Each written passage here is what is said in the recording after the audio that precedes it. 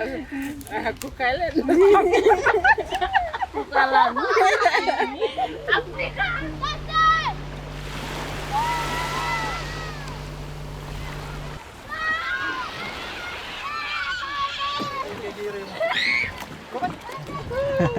So how does it taste? Oh, very nice. Really nice? Yeah, delicious. Who caught more, you or Chris? Cruz. Chris did more? Yeah. He's the master. It's the master of Undefeated. Who caught more fish, you or James? Oh, James caught more fish. James caught more fish. He said that you caught more fish. Yeah, I did.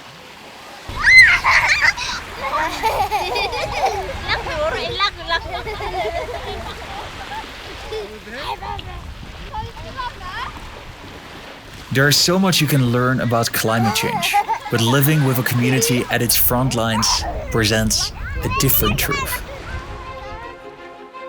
Ontong Java is an incredibly remote community.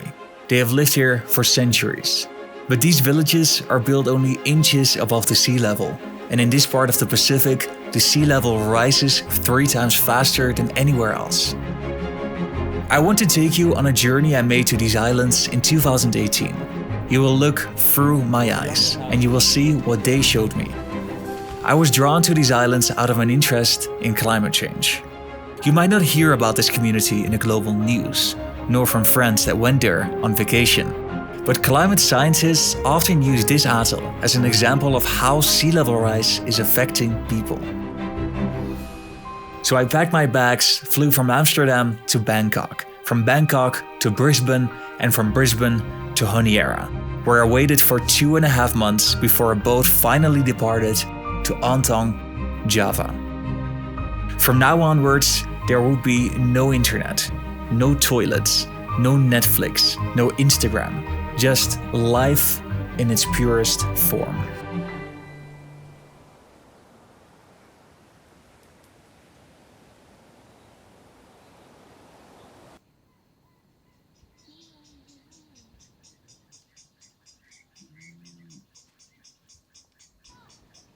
On our day of arrival, somebody told me that the school had just started a course on climate change.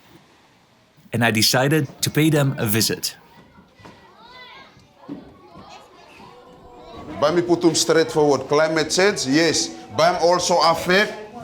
Climate change also affect. Also affect our what? Lives. Climate change by affecting life blue me. How by me say affect him life blue me na is at a low lying atolls also blue me sea level him what? Him rise. Him affecting food security, affecting water and all those. What will we do to save our islands from climate change? Write a short essay about global warming and climate change, how it affects our islands and our lives. The length of word must from 100 words to 150.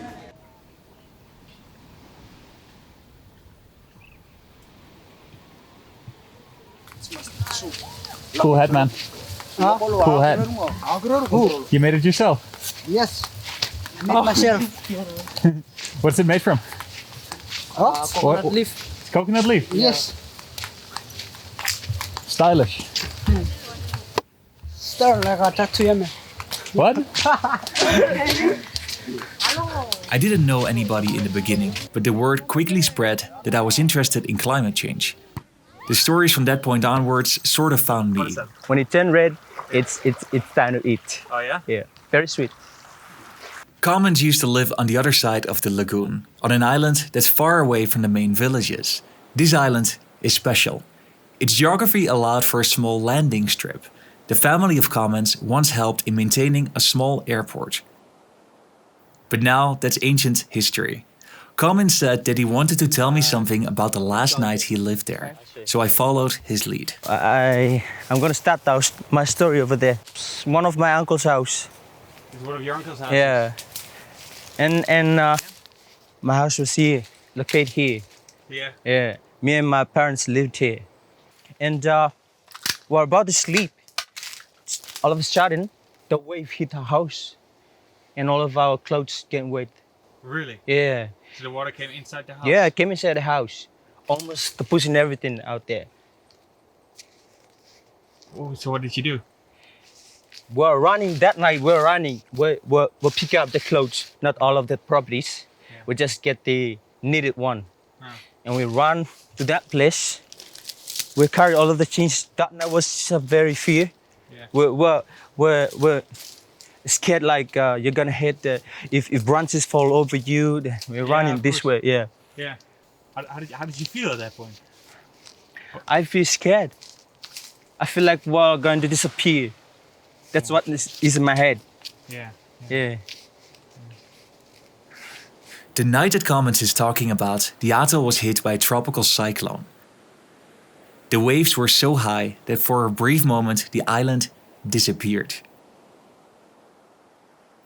The village of Luanua was hit from the ocean side, and the waves entered about halfway into the village. It is not difficult to imagine that high waves would impact these beaches. They are incredibly low-lying, and whomever you talk to seems to have a story. This was still the church. A church. We have more houses this end, and yeah, the rest house is probably somewhere there. And now the island is over there. There are more houses. This house here is like in the middle of the island. And right now it's right on the beach. Yeah, right on the beach. So we have more than 20 houses been gone. What do you think is going to happen in the future to your island? I don't know if we don't do something right now. Maybe we'll lose the village, the whole village in the future. Where are you going to live then? I don't know.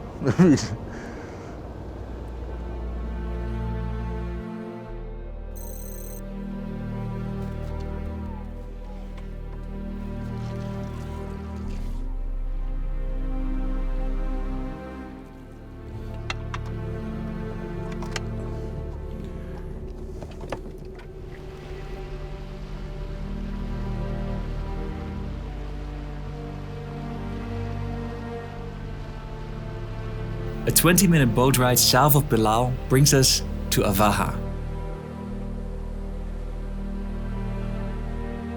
Less than a decade ago, there used to be a village at the tip of this island.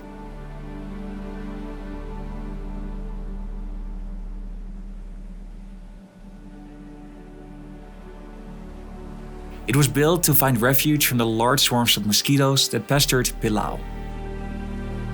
The only building that remains today is the church.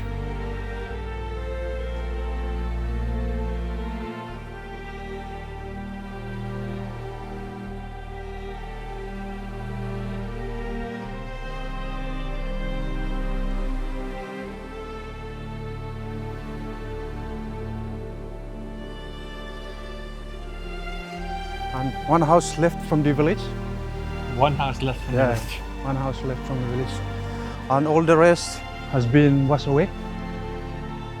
And you can see this full, like a desert here. That's where the village is before.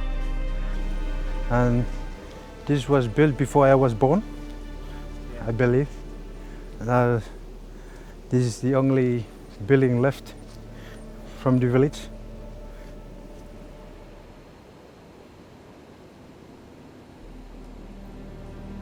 Still looks pretty neat. Some people they put a pile of stones before the houses, just to prevent it from the strong wind, strong waves. But those stones can easily move out. So The sea is too strong. yeah. So you can see this one here. It's just like people putting the just pile of stones here, try to build, try to hold the sun from moving to the other side. Yeah, Did it help anything? yeah, but it doesn't help do anything.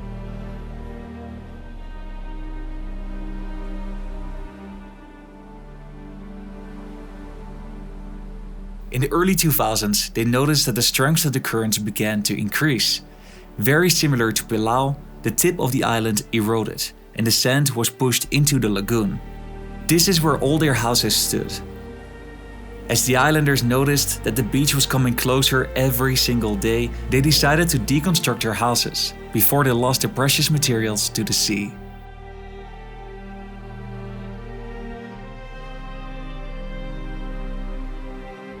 The stories of those who feel impacted by the erosion of these islands are abundant. Take Donald. He too lost his house during a storm. So where are you standing right now? Your living room? Yeah. And our kitchen is somewhere around here. And this is our house, big house we used to live. And where does the high tide reach right now? There. Now the high tide's good. This morning, before we came over, he found something during his morning walk that was very upsetting. They're human remains. Yeah. Just imagine a loved one being buried on these islands and that the ocean is exposing them to the light.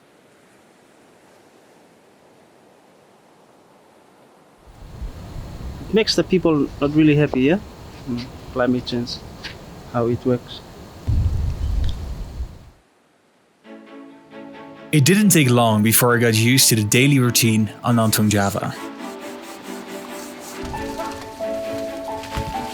A day in the life on Ontong Java sounds much like a holiday for a European.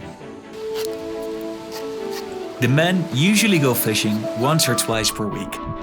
They either go out on the reefs and they use a spear, or they take their boat and go live bait fishing. The women and children are in charge of cleaning. They clean their houses multiple times per day and they keep the beaches spectacularly neat. Not a leaf is safe for the rakes of these kids. The teenagers play a lot of games. In the evenings, they often play ball games, soccer, or volleyball. When the men arrive home from a day of fishing, the women cook their meals. But some of the men are progressive enough to help with the chores. The tougher jobs of daily life come periodically, when the roof of a house needs to be replaced. The community has agreed on certain islands that can be used for collecting construction materials. They favor the islands that have a lot of pandanus trees. The young and strong men set out to these islands and collect the leaves of these trees. They tie them together in large piles and load them onto the boat. In due time, when everybody is rested, they go home. The leaves are then carefully stretched on a pole that they stick into the sand. They are woven into tiles, a job that is usually reserved for the women, regardless of age. When the tiles are done, they are left to dry in the sun. This is a laborious task, but one family has turned this into their business. All the sons and daughters, nephews and nieces work together and can be hired to weave these tiles for you. Once they're done, they offer the service of installing these tiles on your roof. It is a coordinated effort that has been practiced and perfected over the years. If you're not eager to spend your money, you can ask your friends for help. Chris and his closest friends often help each other out in this way. But as a courtesy, you're expected to prepare dinner for everybody. Both food and money are a precious commodity on a remote island. The interiors of these islands are covered in a dense tropical forest.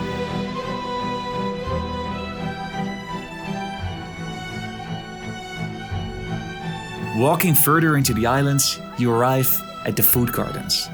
Only the two largest islands have these swaths of arable land. These gardens were instrumental for the survival of this community. But while I was on the island, I hardly ever ate any food that was grown here. Usually this is a food garden that grows with a lot of swamp taro now. Yeah. But now it's not growing anymore because of the saltwater intrusion. That has caused all the food garden here not growing well. It's my predictions. Maybe 5 or 10 years time, you will no longer see any more swamp taro growing here. Yeah, it's all gone. It was easy for me to overlook, even here, but a silent and almost invisible drama is unfolding. The topic of an organized mass relocation lives within the community. It is something that people discuss amongst each other. But it's also a bit tricky to bring up. The people that express themselves favorably on the topic of a relocation often say that they want to go to Isabel or Malaita, but the easiest alternative is by far Honiara. Do you ever want to relocate? Do you ever want to move out of Pilar and live somewhere else? Oh, that's probably is looking for either Australia or New Zealand for relocate. No, without joking, would you like to relocate one day? Yeah. But Where- I prefer New Zealand. and where to? Oh, that's what I'm saying. Either New Zealand or Australia. Maybe one of these two countries that I would like to, relocate there. Did you think you're gonna do that one of these days? You think that's something I realistic? hope so. Look how the sea level, the sea rise level, has been badly affected on the island. You see, most of the coconut is right now. Is it something from recent years? No, just happened. Just this year. This year? Yeah.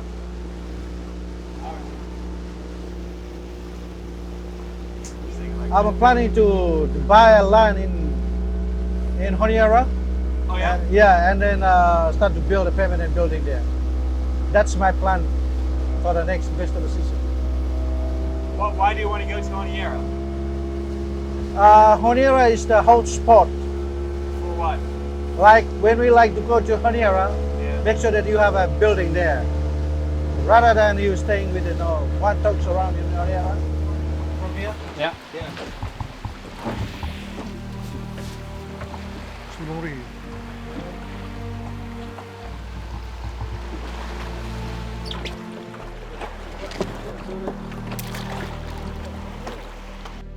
You look so happy, James. Yeah, I'm so happy because this is my first time to be here. Oh really? Yeah.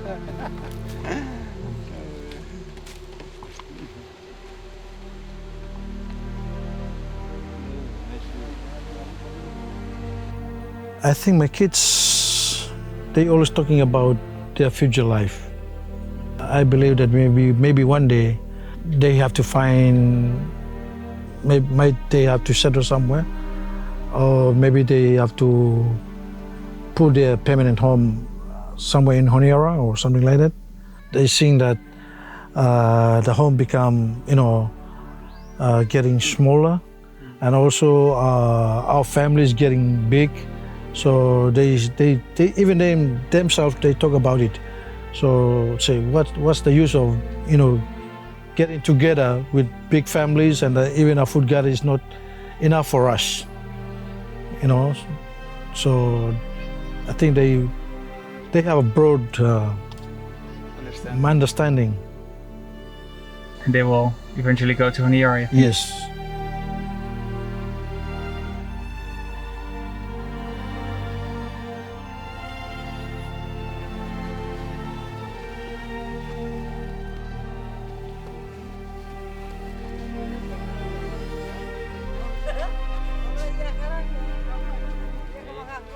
Bye-bye.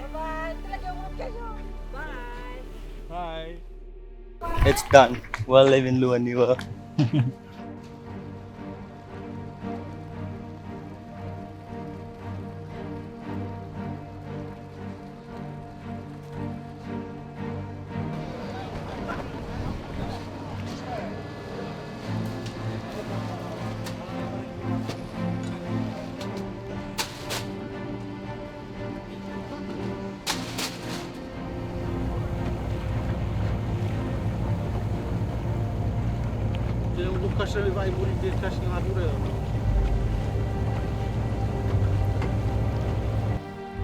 Okay.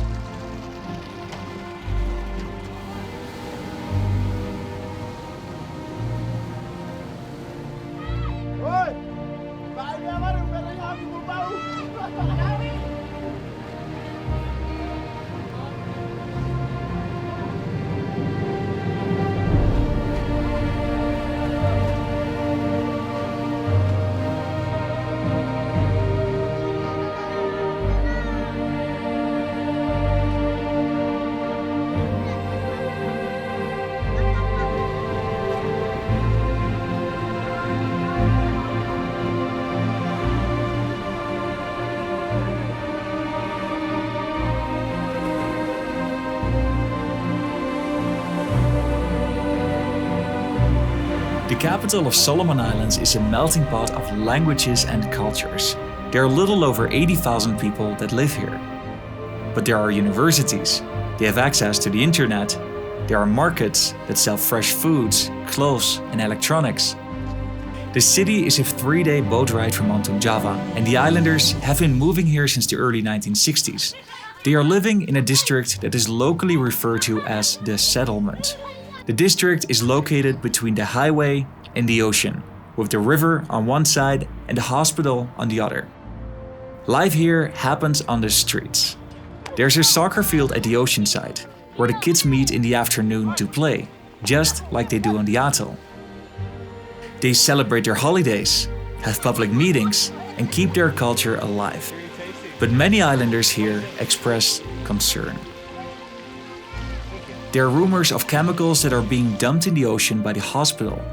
The ocean is also further polluted by all the waste and organic materials that are dumped in the river by people that live upstream. Even the drainage from the settlements above runs openly through the settlement and ends up in this river. Many people that live here rely on this river and ocean for sanitation, and this is a major health concern. But to make matters worse, the settlement is built in a flood area. With periods of heavy rain, the river floods into the streets, gusting the drainage and the dirty water from the river onto the streets where kids play and women cook. When the rain rains and the river floods, to be honest, I'm telling the truth. The river, the land here, the river's gonna come and cut. Look here. Gets that high? Yeah, gets that high. So sometimes our kids is in the canoe and paddle around these houses. So it's very bad to see what's happening. We want to see things happening. We want to see changes happening in our islands.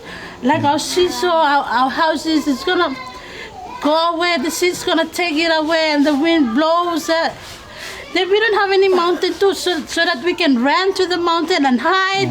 No, we don't have such things. Or even under the ground, when you dig, you see the sea. We need to move out from this place as well, because of, even the climate change also affect. There is flooding over this place, and we have experienced flooding in our house several times, and it's a threat. It's a threat, and it's a real thing to this community. Even though we are living in a bigger island compared to what the island we have at home by Ontong Java, but still we are affected by this sea rise level thing. The islanders are also exposed to tropical diseases that don't exist on the atoll, such as malaria and dengue, which spread rapidly now the settlement is increasingly overpopulated. So is this a good alternative for relocation? If we talk about relocating everybody. I don't believe it. I don't like that. I don't want relocation. Because if we use this, if we got a better mind, there's no need for relocation.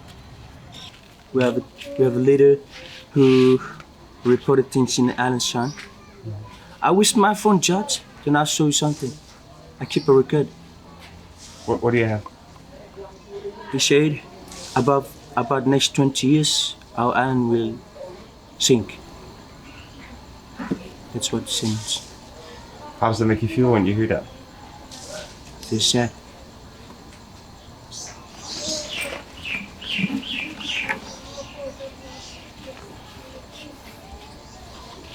So what do these islands mean to you? These islands are very important about people, their resource, their history. Your history, your resources. Yeah.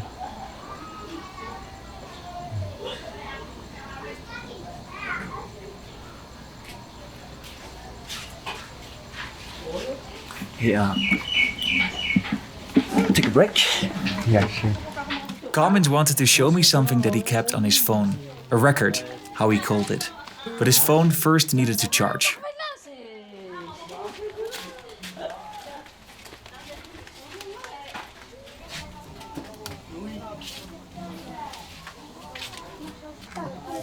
Yeah. This is not from the TV. Yeah. When I watch. Yeah. secret to improve agriculture. That's how I read it. It's the secret is what I found is if we want to improve it, just using greenhouse to control the direct sunlight, simply limit the amounts of rays reaching the plant. And I find this should be another solution for relocation. There's no need for relocation because if we get the information, the better information, when it goes with technology, Yeah. that should be okay. No need for relocation. Greenhouses. I love everything about that idea. On the atoll, Commons introduced me to his neighbor, Joel. He lost his food gardens after saltwater entered during a storm. He got his hands on some books on agriculture and he studied them religiously. Organic, mixed compost. Now, he's one of the most productive farmers on the atoll and he even makes some money selling his produce. How old are you, Joel? 81, sorry. Technology and education made all the difference to him. The community has time and they have ideas. If they are provided with the right tools, they might stand a chance to adapt. Of my government today, should have to look another place for us to resettle, or maybe have to apply some other funding project to rebuild the seawall. We have to give a lot of income to the government. We're diving fishermen, working copra, truckers, to many sea resources that we spend to the government. Our current government of today should provide us a better shipping. I think that the government has sit on the money to serve the resources. Better shipping, the construction of a new airport, seawalls, improving the food gardens, finding an alternative land. The community wants to adapt, as they want to move out. But as it comes to executing that change, they often told me that their government has to help them somehow.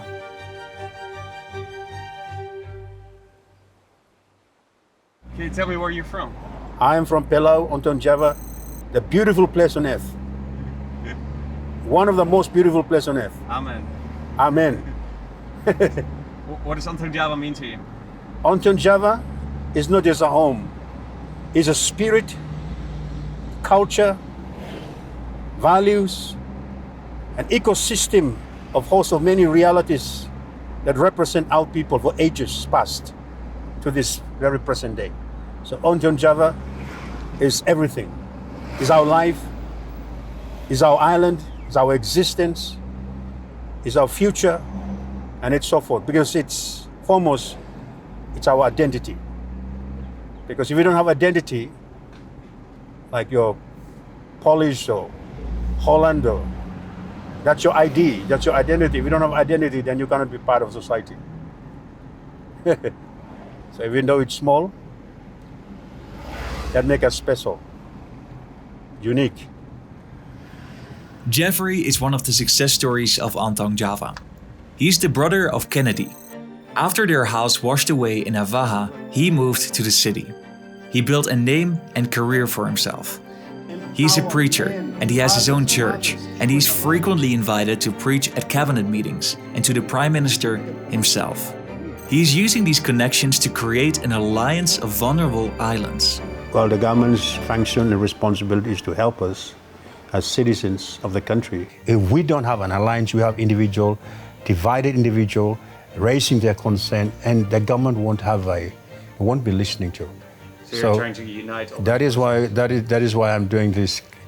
I want to champion this. I want to unite everybody together, speaking as one people, as one voice, even though we are diverse and divided. Communities like Ontong Java are small, but there are plenty. Together, they can speak louder. We have to go together. I want to rally the people to come together and tell their story. A story of what is actually happening in their island settings. That is weighing down on the people. The village was eaten up by sea erosion, cutting that village halfway. What used to be a whole community is gone. What should be done? Yeah. Well, there are people that would like to stay, but there are people who want to actually find an alternative home. The two-sided approach, I think, is the way forward. Whether you want to adapt locally, organize a relocation, or do both, the government plays a part. So Jeffrey pulled some strings and they agreed to an interview. So are the people correct in thinking that the government should have a leading position when it comes to relocation? Yes, they are actually correct. As the government, its main mandate is to look after its citizens. So of course, yes. Right. So what's the reason why the government has not done anything to organize relocation yet? Few reasons. One of the major reasons is the complexity that surrounds the main barrier for relocation, and that is land. And dealing with land in the Solomons, I can tell you, it's a bit tricky. Land ownership in Solomon Island, 15% like that is owned by the government, is alienated. The majority, 85%, is customary land, which... So 15%, so that's where the Ontong Javans can go to? Yeah, that's another option. That could be an easier option. So why has it not been done yet? We just haven't thought very carefully on how to do it. That's an honest answer. Where we haven't really sat down to develop the relocation policy or framework that says that in situations like this, we can move people to maybe to alienated land of the government where it's possible, or surrounding the urban centers like Honiara where they are already staying, we can perhaps make improvement. Something I keep hearing from people is like, things only happen on paper. What do you have to say to these people? That's a fair observation from the people, but let's also be realistic about it. That we all know, even in places like here in Honiara, there isn't much available land. Yeah, but something needs to be done because those people are slowly drowning. Yeah, but you have to also look at the bulk of the population who also need land. It's not just one group of people. So is this something the government can handle? I think the government needs to do something. Needs to do a bit more than what it is currently doing. And of course, this is why this policy has been put back onto the table. Moving a person from point A to point B will not solve all the problems, because we are moving human beings. They'll have to make a living. They'll have to still put food on the table. They'll still have to send kids to school. The students, the children will still need to pay for their school fees. If you ask me for my personal view on this relocation, I'd like to probably work on a middle ground rather than relocation, for example. I'd like to probably provide options to relieve pressure on the islands. Let's also face it that Ontong Java has got some of the richest marine areas that we have. And I also do not want to see communities losing access to those marine resources. Let's not forget that climate change was not created by these people. Much of the fortune that wealthy countries possess was generated over decades of reckless pollution. These governments from developing countries are now tasked to deal with those consequences. This is unfair and immoral, and polluting countries should take their responsibility. The biggest insight that I had from studying climate change in this community is that it works indirectly. The majority of people that move to the city do so to be with relatives, to work, or to study. These are the biggest reasons to leave, and absolutely nobody mentions climate change. Climate change is not something that hits you in the face, even if it's as urgent and pressing as it is on Ontong Java. It is something that slowly enters this community and poisons them little by little. The wells become salty, the gardens become smaller, and the ocean loses its life. It's never urgent, it can always wait, but the frustration and the hunger eventually build up and the city becomes an attractive alternative. But then as the years pass by, you'll look back and realize that you've been cheated on all along. It's vicious, it's cunning, and once you see it, it's too late.